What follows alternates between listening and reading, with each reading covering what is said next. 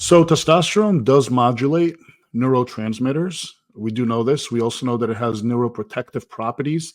We know that all age-related ailments, including dementia and Alzheimer's, are essentially staved off or delayed when men are optimal. We have seen in studies that men develop these, neurological deficits faster or at a younger age when their testosterone levels are lower. So replacing an SSRI is a little tricky because they do build up dependence over time.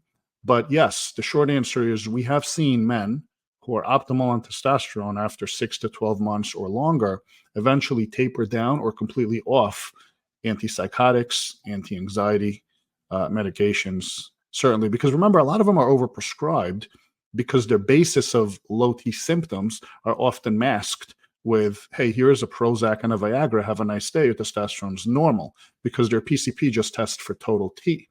And they don't realize that in older guys, elevated SHBG leads to artificially higher total T.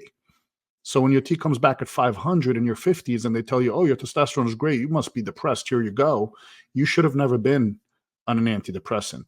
They should have assessed your testosterone correctly because you're symptomatic because you have no free T, secondary to elevated SHBG. But again, I don't expect the primary to know that. I don't even expect an endocrinologist or urologist to know that because, quite frankly, they all suck at treating hormones. And it's a damn shame, but that's why guys like us are needed.